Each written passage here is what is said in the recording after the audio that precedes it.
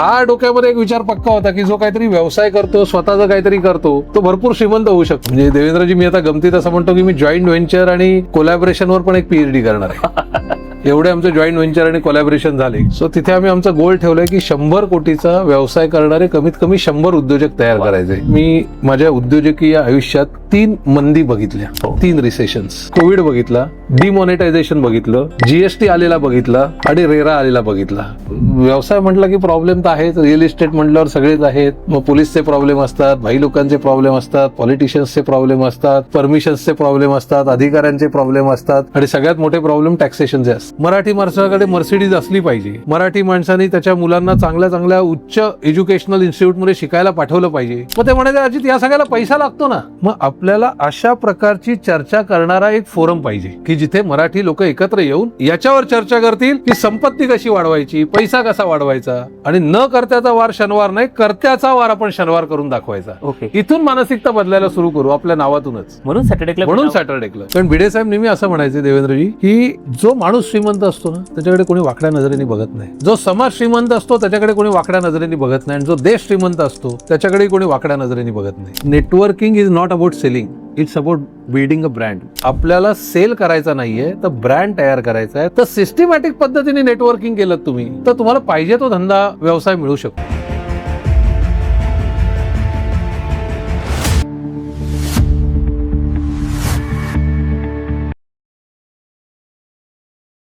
मराठी माणसाला उद्योग व्यवसाय करता येत नाही हे वाक्य तुम्ही कधी ना कधी कुठेतरी ऐकलंच असेल.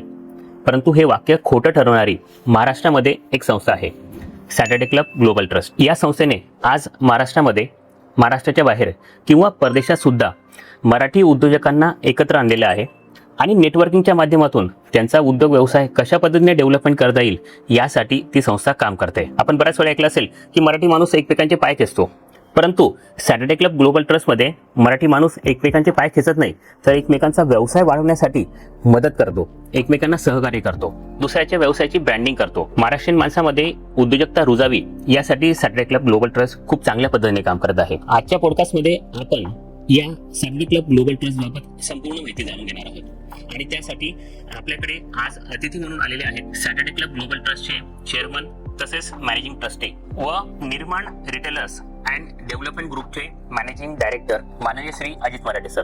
सर आपलं खूप खूप स्वागत आहे आजच्या पॉडकास्टमध्ये. नमस्कार. Yes sir. सर आज आम्हाला सॅटर्डे क्लब बाबत सगळ्या गोष्टी आपल्याकडून जाणून घ्यायच्या आहेत, परंतु त्याआधी आपली स्वतःची तुमची पार्श्वभूमी जाणून घ्यायची आहे की तुम्ही उद्योजकतेकडे व्यावसायिकतेकडे कशा पद्धतीने वळालात आणि आतापर्यंत तुम्ही निर्माण ग्रुपची डेव्हलपमेंट केली किंवा इतर उद्योग व्यवसाय उभं केले, तर तुमच्या या व्यावसायिक जर्नीबाबत आम्हाला आधी माहिती द्याल सर. तर मी तसा बेसिकली सिव्हिल इंजिनियर आहे. बीई सिव्हिल पूर्ण केलं. म्हणजे घरामध्ये बॅकग्राऊंड सांगायची झाली तर माझे घरी सगळे शिक्षक आहेत.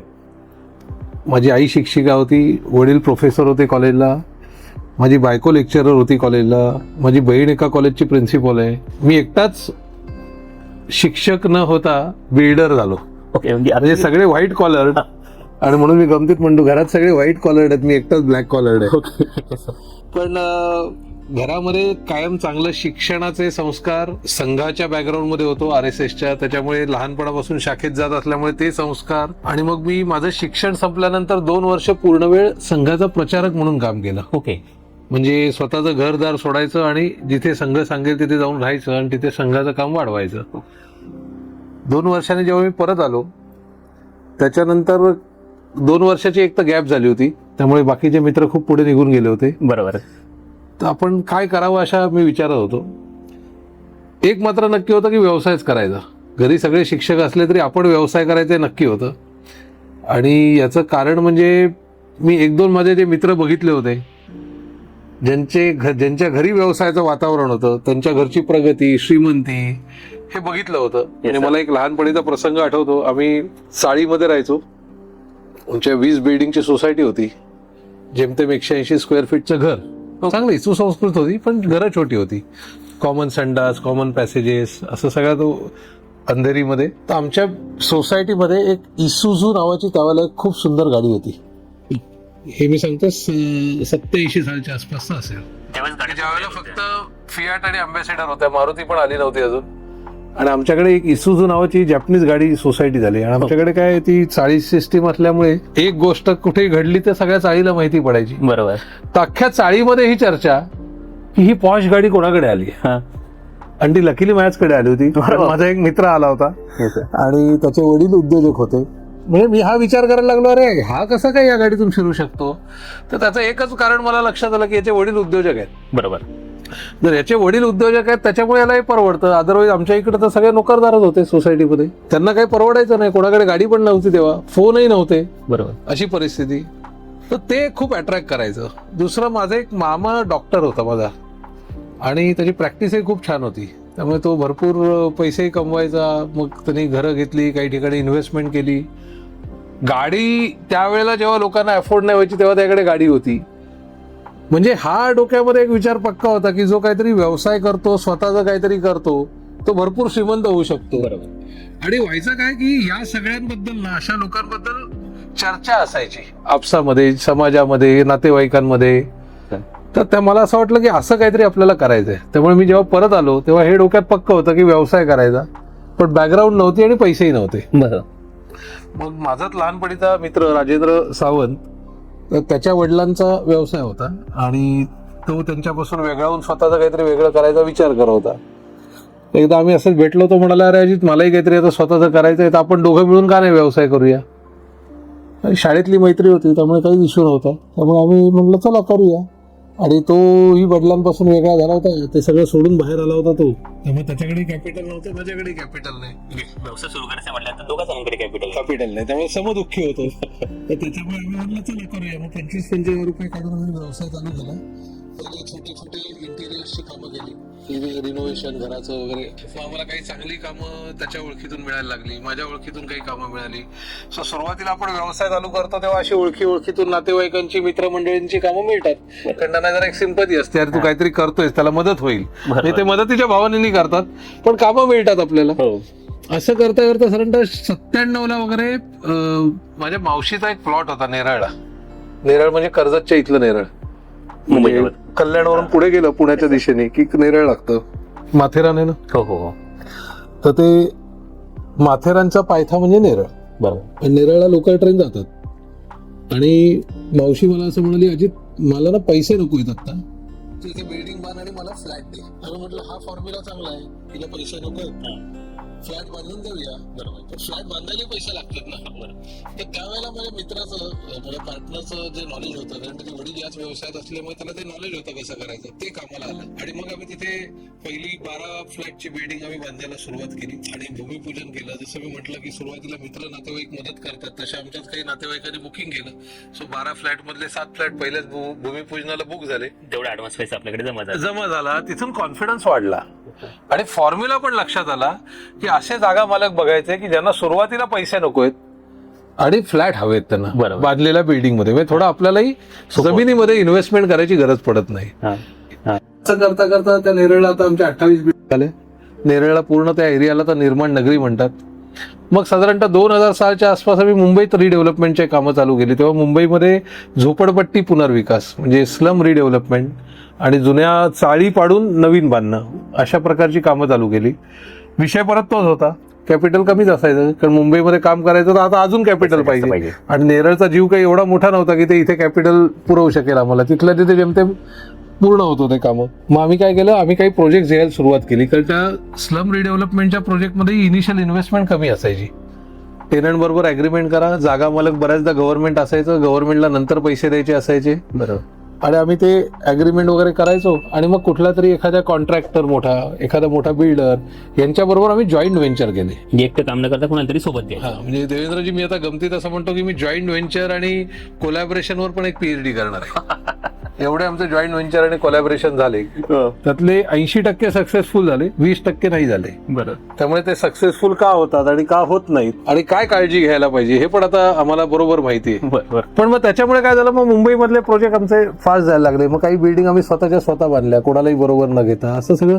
सो जोगेश्वरी, कांदिवली, मालाड, बोरिवली, पार्ला, महालक्ष्मी, मुलुंड, अशा वेगवेगळ्या ठिकाणी आम्ही बऱ्याच बिल्डिंग बांधल्या. मग आता हे झाल्यावर काय होतं, आमचं नाव होत होतं सतत, पेपरला जाहिराती रेग्युलरली असायच्या आणि आम्ही फुल पेज जाहिरात द्यायचो मोठी मोठी. बरोबर. ते बघून मग आम्हाला मुंबईच्या बाहेरचे प्रोजेक्ट यायला लागले काय काही, तेही आम्ही केले. महाडला प्रोजेक्ट केला, रत्नागिरीत केला, चिपळूणला केला, नाशिकला केला, म्हणजे पूर्ण महाराष्ट्रभर आपले प्रोजेक्ट बऱ्यापैकी प्रोजेक्ट झाले. आणि मग साधारणतः आमच्या उद्योगाची जेव्हा 25 वर्ष पूर्ण झाली तेव्हा आम्हाला असं वाटलं की आता आपण समाजालाही काहीतरी परत दिलं पाहिजे. मग आम्ही बराच विचार केला की आपल्याला आवडतंय ते अजून काहीतरी करूया. म्हणून मग आम्ही एक मार्स गुरुकुल नावाची आमची एक कंपनी अजून एक चालू केली.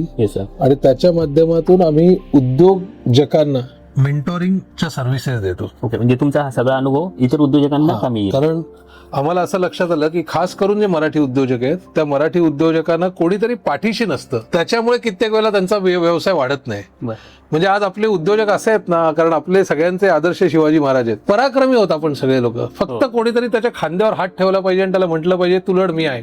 बरोबर. किंवा त्याला असं म्हटलं पाहिजे अरे तू लढतोयस ना, हे अशा गोष्टी मी 10 केलेल्या आहेत, तुझा बिंदास. बरोबर. एवढं जरी म्हणणारा कोणतरी बरोबर असेल ना तरी तो कुठच्या कुठे निघून जाईल. सो तिथे आम्ही आमचा गोल ठेवलाय की 100 कोटीचा व्यवसाय करणारे कमीत कमी 100 उद्योजक तयार करायचे. खूप मोठं. आणि मला सांगायला आनंद होतो की यातले कमीत कमी पहिले 5 जणांमध्ये धुळ्यातले काही लोक असतील. आमच्यासाठी खूप मोठी गोष्ट आहे सर. आणि मग ही मार्स गुरुकुल चालू केलं. मग नंतर असं लक्षात आलं की रिअल इस्टेट मधले ना प्रॉब्लेम आणि प्रोजेक्ट कधीच संपत नाहीत. म्हणजे तुमच्या ज्या लायबिलिटीज असतात रिअल इस्टेट व्यवसायातल्या त्या खूप वर्ष चालत राहतात पुढे. म्हणजे काहीतरी लँड मधले इश्यूज असतात, काही टेनंटचे इश्यूज असतात, काही कस्टमरचे इश्यूज असतात, असं सतत काही ना काहीतरी चालूच असतं. टॅक्सेशनचे इश्यूज असतात खूप. त्यामुळे आम्ही असं ठरवलं की आता रिअल इस्टेट पुढे किती न्यायचं त्याला एक लिमिटेशन येते. आणि राजेंद्रचा मुलगा या व्यवसायात आला, त्याला इच्छा होती, आणि माझा मुलगा ॲडव्होकेट झाला, त्याला प्रॅक्टिस करायची स्वतःची. त्याच्यामुळे मी त्याला असं म्हटलं की मग मी थोडा मागे थांबतो, तुम्ही आता हा व्यवसाय घेऊन पुढे जा, आणि मी थोडासा बॅकस्टेजला येऊन कन्स्ट्रक्शनमध्ये मी आता माझे वेगळे प्रोजेक्ट करतो, ते आणखीन त्यांचे काही वेगळे प्रोजेक्ट करतात. सो 31 वर्ष खूप छान पद्धतीने आम्ही 2 मित्रांनी, मराठी मुलांनी ही पार्टनरशिप चालवली, ती पण बिल्डर डेव्हलपर व्यवसायात. आणि आता अतिशय चांगल्या पद्धतीने आम्ही रिलेशन चांगलं ठेवून सेपरेट पण झालो. पण सेपरेट होतानाही काही प्रोजेक्ट आमचे चालू आहेत अजून. आणि मग मी ठरवलं की एका लिमिटपेक्षा जास्त तर रिअल इस्टेटमध्ये वाढवायचं नाही. सो आता माझे दादर आणि मुलुंडला प्रोजेक्ट चालू आहे. मला काही डायव्हर्सिफाय करायचं होतं, म्हणून मग आम्ही मी एक न्यूट्रास्युटिकल म्हणजे डायटरी सप्लिमेंट्स असतात ना, हो डायटरी सप्लिमेंट्स, म्हणजे आम्ही सॉफ्ट जेल कॅप्सूल्स बनवतो. तर ती कंपनी मी विकत घेतली. ती पण एक 30 वर्ष जुनी कंपनी होती. आणि चांगलं असं आहे की त्या कंपनीकडे USFDAचं लायसन्स पण आहे, आणि ते 100% एक्सपोर्ट करतो आम्ही. लोकली काहीही विकत नाही, भारतात काहीच नाही विकत. कारण मला ते डॉलरचं अट्रॅक्शन होतं की आता रुपये खूप कमवले तर डॉलरमध्ये काहीतरी कमवायला पाहिजे.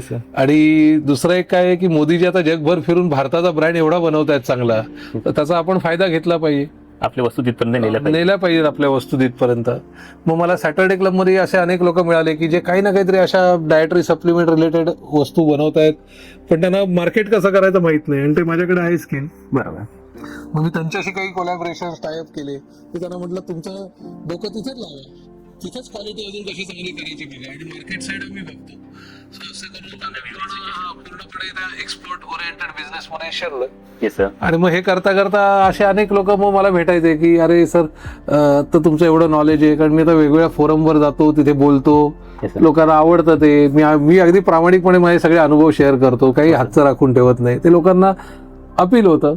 मग काही लोक माझ्याकडे आले, ते म्हणाले सर आम्हाला आमचा बिझनेस ग्रो करायचा आहे, तर तुम्ही आमच्या कंपनीवर काय येत नाही ऍडवायझर म्हणून, डायरेक्टर म्हणून. अशा काही कंपन्यांवर मी आता ऍडवायझर कम डायरेक्टर आहे. सो त्यांचा बिझनेस त्यांना वाढवायला मदत करतोय. सो असा विविध प्रकारे व्यवसाय चालू आहे. सो मी नेहमी म्हणतो की एकदा व्यावसायिक झाला की तो आयुष्यभर मरेपर्यंत व्यावसायिक असतो. तो काय शांत बसू शकत नाही. त्यामुळे तुम्ही शांत बसता येत नाही, आणि आपल्याला कायम असं वाटत राहतं अरे आता एवढं सगळं केलं, हे कोणाला तरी तर कामाला आलं पाहिजे. आणि सर जे आता तुम्ही ऍट अ टाइम इतक्या गोष्टींमध्ये इन्व्हॉल्व आहात, तर या सगळ्या गोष्टींसाठी वेळ मॅनेज होतो सर आपला? हा होतं ना. सिस्टीम लावला की होतो वेळ. सिस्टीम पाहिजे, चांगली माणसं पाहिजेत. बरोबर. मी अगदी प्रामाणिकपणे सांगतो तुम्हाला, मी सध्या माझ्या व्यवसायामध्ये फायनान्स आणि लिगल एवढ्याच 2 गोष्टी करतो. बाकी सगळे विषय नाही. बाकीचे सगळे करायला माणसं आहेत ना. जी सर. माणसात पैसा उभा करायला कमी पडतात. ती रिस्क कोणीतरी घ्यायची असते, ती मी घेतो. हो. आणि दुसरं आमच्या रिअल इस्टेट असल्यामुळे लिगल काही ना काहीतरी चालूच असतात. तर ते आपल्यालाच फाईट करायला लागतं, ते वकिलाशी जाऊन आपल्यालाच बोलायला लागतं, चांगले सॉलिसिटर्सशी बोलायला लागतं, त्यातून ज्ञानही मिळतं. बरोबर. तर त्याच गोष्टी मी करतो, बाकीच्या गोष्टी तर लोक करतात सगळ्या. आणि माझ्या या न्यूट्रास्युटिकलच्या नवीन बिझनेसमध्ये आमची एक्झिस्टिंग टीम चांगली आहे खूप. ओके. आणि त्याच्यामुळे तिथेही फार म्हणजे मी मेन कस्टमर ॲक्विजिशन किंवा नवीन नवीन लोक आणून त्या कंपनीत जोडणं जी माझी स्पेशालिटी आहे ते मी करतो. Yes sir. सर एक बेसिकली जसं तुम्ही सांगितलं की आपल्या एवढे शिक्षक होते किंवा घरात पूर्ण नोकरीचं वातावरण होतं यावेळेस तिथून तुम्ही उद्योग व्यवसायाकडे का वळालात ह्या सगळ्या गोष्टी तुम्ही सांगितल्यात. पण ही नेमकी उद्योजकीय मानसिकता तुमच्यात कशी आली याचं कारण काय होतं सर? ते उद्योजकीय मानसिकता ना ती हळूहळू येत गेली. Yes sir. म्हणजे एक नक्की होतं की उद्योग करायचा. हे तुम्ही नोकरी करण्यासाठी प्रयत्न नाही केले? नाही, मी केलाच नाही, Yes. कधी केलीच नाही नोकरी. याचं मागचं नेमकं कारण काय होतं? हेच मला ते अट्रॅक्ट करत होतं, मला स्वतः हवं होतं. Yes sir. देवेंद्रजी बघा, उद्योजक असतो ना त्या उद्योजकाला ना स्वतःचे बरेच फ्रीडम्स असतात. सगळ्यात पहिली गोष्ट ना टाइम फ्रीडम असतो. हो. मला माझ्या वेळेचं स्वातंत्र्य आहे. मी आत्ता मला वाटलं इथे बसले, उद्या वाटलं दुसरीकडे गेलो, मला अडवणार कोण नाही. हे नोकरदार माणसाला शक्य नाही, त्याला स्वतःच्या वेळेचं फ्रीडम नाही. बरोबर सर. अगदी. उद्योजक जो असतो ना त्याला पैसे कमवण्याचं स्वातंत्र्य आहे. Yes sir. तो म्हणेल तेवढे तो पैसे कमवू शकतो. नोकरदाराला ते स्वातंत्र्य नाही, ती मर्यादा आहे. ती मर्यादा आहे. उद्योजकाला स्वतःचा ब्रँड डेव्हलप करण्याचं स्वातंत्र्य आहे. उद्योजकाला लिगसी क्रिएट करण्याचं स्वातंत्र्य आहे. Yes. परंपरा तयार करण्याचं, संस्कृती कल्चर तयार करण्याचं स्वातंत्र्य आहे. आणि मला हे हवं होतं. सगळ्यात पहिली गोष्ट ना, मला कोणी बॉस नको होता. Yes sir. मला टाइम फ्रीडम हवं होतं. स्वतःच्या मनाने काम करायचं होतं, स्वतःच्या वेळेप्रमाणे करायचं होतं. आणि दुसरं, हे सगळं करताना मला सामाजिक कामही करायचं होतं. हे मला नोकरीत शक्य झालं नसतं. त्यामुळे मी ठरवलं की आपण व्यवसायच करायचा. Yes. आणि एकदा तुम्ही व्यवसायात शिरला, थोडे पैसे यायला लागले की खरं सांगू ना, खरं टॉनिक पैसा आहे. ते आलं म्हणजे सुरुवातीला येस सर. नाही, सुरुवातीला ते मिळायला लागतात, ते दिसायला लागतात, ते फील करायला लागतात. ते तुम्ही असे असं असं दिसलं पाहिजे आपल्याला, अरे वा.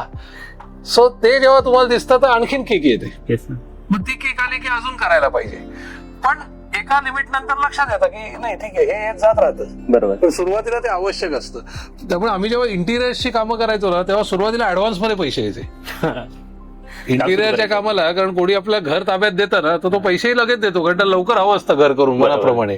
त्यामुळे ऍडव्हान्स पैसे यायचे. मग ते एकदा ते मिळायला लागले आणि लक्षात आलं, अरे हे नोकरीमध्ये तर मला हे कधीच, म्हणजे एवढे तर मी कधीच कमवू शकणार नाही. बरोबर. तर त्याच्यामुळे मग ती मजा यायला लागते. आता रिअल इस्टेट सारखं तुम्ही फील्ड निवडली, याच्यामध्ये तुम्ही काम सुरू केलं, परंतु जसं तुम्ही सांगितलं आता ते इतकं सहज सोपं तर सगळ्या गोष्टी झाल्या नसतील. याच्यात नक्कीच खूप अडचणी आल्या असतील, खूप संघर्ष झाला असेल, बऱ्याच प्रॉब्लेम आले असतील. मी देवेंद्रजी सांगतो तुम्हाला, मी माझ्या उद्योजकीय आयुष्यात 3 मंदी बघितल्या. हो. 3 रिसेशन्स. Yes sir. चौथं अघोषित रिसेशन होतं. म्हणजे आमच्याकडे मुंबईमध्ये कमिशनर होते महानगरपालिकेचे. त्यांनी मुंबईच्या रिअल इस्टेटला शिस्त लावण्याच्या दृष्टीने सगळे नियम परत रिड्राफ्ट केले आणि त्याच्यामध्ये जवळजवळ त्यांनी 2 ते 2.5 वर्ष कुठल्याच प्रोजेक्टला परमिशन दिली नाही. ही अघोषित एक मंदीच होती आमच्या सगळं काम दृष्टीने. ठप्प होतं पूर्ण. ठप्प होतं. अशी 3 घोषित बंदी, एक अघोषित बंदी, अशा 4 बंदी बघितल्या. कोविड बघितला, येस सर. डिमॉनिटायझेशन बघितलं, जीएसटी आलेला बघितला आणि रेरा आलेला बघितला. आता काय बघायचं बाकी आहे सांग. आणि एवढं करूनही व्यवसायात टिकून आहे, चालू. अजून रिअल इस्टेट करतोय. Yes sir. त्यामुळे रोज प्रॉब्लेम येतात. आणि आमच्याकडे तर आम्ही जास्त करून टेनंट्सच्या प्रॉपर्टी हँडल करायचो. म्हणजे स्लम रिडेव्हलपमेंट, म्हणजे झोपडपट्टीमध्ये राहणारे जे लोक आहेत त्या लोकांना त्यांच्याशी ॲग्रीमेंट करायचं असतं. त्यांना ॲग्रीमेंट झाल्यानंतर बिल्डिंगच्या परमिशन आणायच्या, त्यांना दुसरीकडे कुठेतरी रिहॅबिलिटेट करायचं, ते सगळं डिमॉलिश करायचं, तिथे त्यांची बिल्डिंग त्यांना फ्री बांधून द्यायची हो. आणि राहिलेली बिल्डिंग आहे सेलची, त्याच्यामधून आपले पैसे रिकव्हर करायचे, असा तो व्यवसाय. त्याच्यामुळे या झोपडपट्टीतल्या सगळ्या लोकांना भेटणं, त्यांच्या कमिटीना भेटणं, आणि तुम्ही या सगळ्या वस्त्यांमध्ये गेलात की नाही कधी मला माहित नाही. प्रत्येक गल्लीमध्ये एक पॉलिटिकल पार्टी असते आणि एक दादा असतो. हो. तिथल्या संघटना असतात. दादा असतो, दादा तिथला, त्याच्याशिवाय काय चालत नाही. समाजसेवक असतात, आरटीआय ऍक्टिव्हिस्ट असतात, सगळे लोक असतात, पत्रकार असतात. प्लस त्यांचे स्वतःचे इगोज आणि इश्यूज वेगवेगळे असतात. म्हणजे व्हायचं काय की आम्ही जायचो रिडेव्हलपमेंट करायला, तर नियम काय आहे की त्या झोपडीच्या बदल्यात त्याला फ्री जागा मिळते. पण ह्या हुशार लोकांनी त्या झोपडीवरती अजून एक माळा वाढवलेला असतो, त्याला काही फ्री मिळत नाही. मग त्यांना समजावायला लागतं. तर ह्या सगळ्यात खूप वेळ जातो. मग त्यांच्या जाऊन मिटिंग्स घ्यायच्या. आता आमच्याकडे जी स्लम आम्ही डेव्हलप केली त्याच्यामध्ये तर जवळजवळ 60% मुसलमान होते. आणि ते काय झाले की एकदम अंगावरच यायचे. आणि खास करून त्यांच्या बायका वगैरे जेव्हा अशा यायच्या ना जोरजोरात भांडायला, तेव्हा तर ते बघण्यासारखं दृश्य होतं. कारण 300-300 टेनंट एक तर बसलेले असायचे आणि आपण 2-3 जण. पण देवाच्या कृपेने, आई वडिलांच्या आशीर्वादाने, थोडी बोलण्याची कला असल्यामुळे आणि माझ्याकडे ही एक्सपर्टीज आहे की ही सभा कशी हँडल करायची. बरोबर. एक्सपर्टीज आहे म्हणजे तयार झाली हळूहळू Yes, sir. आणि मला लक्षात आलं की मी हँडल करू शकतो. मग त्या लोकांना हँडल करायचं. असं ते व्यवसाय म्हटलं की प्रॉब्लेम तर आहेच. रिअल इस्टेट म्हटल्यावर सगळेच आहेत. मग पोलीसचे प्रॉब्लेम असतात, भाई लोकांचे प्रॉब्लेम असतात, पॉलिटिशियन्सचे प्रॉब्लेम असतात, परमिशन्सचे प्रॉब्लेम असतात, अधिकाऱ्यांचे प्रॉब्लेम असतात आणि सगळ्यात मोठे प्रॉब्लेम टॅक्सेशनचे असतात. आणि काही ना काहीतरी सतत नोटीस येतच असतात. ठीक आहे. Yes sir. सो पहिल्यांदा हे सगळं जेव्हा आयुष्यात पहिला प्रसंग असतो तेव्हा माणसाला भीती वाटते. पण बाद में काय नंगे से खुदा भी डरता है असा प्रकार आहे. एकदा आपण आता झोकून दिलं तिथे की काय जे व्हायचं ते होते, मग आता लोकच सांभाळायला लागतात. बरोबर. मी एकच काम केलं, अगदी गरीबातला गरीब माणूस असला किंवा अगदी कोणी मोठा पॉलिटिशियन असला तरी डायरेक्ट भिडायचं. मध्ये याला घाल त्याला घाल वगैरे असणार आहे. 1 to 1 जेव्हा बोलतो ना आपण, त्याचा इम्पॅक्ट, त्याचा प्रभाव, ते व्हायब्रेशन्स हे टोटली वेगळं असतं. आणि 99% वेळा 1 to 1 बोलल्यावरती प्रॉब्लेम सुटतात. ओके. मध्ये लोक घातले, मध्यस्थी घातले लोक की प्रॉब्लेम वाढतात. खूप कम्युनिकेशन गॅप तयार होतो. तो सावरायला खूप वेळ लागतो. आता सर, तुम्ही रिअल इस्टेट सारखा व्यवसाय करत असताना तुम्हाला चांगली माणसं भेटली असतील, कदाचित चांगले संबंध यांच्यासोबत रिलेट झाले असतील आणि एक चांगलं मजबूत नेटवर्क उभं केलं असेल. या सगळ्यांचा तुमच्या व्यवसायासाठी कसा फायदा झाला? माझ्या व्यवसायासाठी म्हणजे माझ्या व्यवसायासाठीच रिअल इस्टेटचं नेटवर्क केलं ना. Yes sir. म्हणजे याच्यामध्ये मी जसं म्हटलं, आम्ही वेगवेगळे कोलॅबरेशन्स केले, जॉईंट व्हेंचर्स केले. याच्यामध्ये अगदी मुंबईतले खूप मोठे मोठे बिल्डर्सशी आम्ही जॉईंट व्हेंचर केले. अनेक मटेरियल कंपन्यांबरोबर आम्ही कोलॅबरेशन्स केले. अनेक पॉलिटिशियन्स बरोबर आम्ही काही कामं केली. सो हे सगळं जे नेटवर्क होतं. आणि दुसरं काय होतं की आम्ही रिअल इस्टेटच्या ज्या संघटना आहेत तिथे पण ऍक्टिव्ह होतो. ओके. आयदर मी असायचो किंवा राजेंद्र असायचा. त्यामुळे तिथूनही आम्हाला चांगलं इन्फॉर्मेशन आणि हे मिळायचं.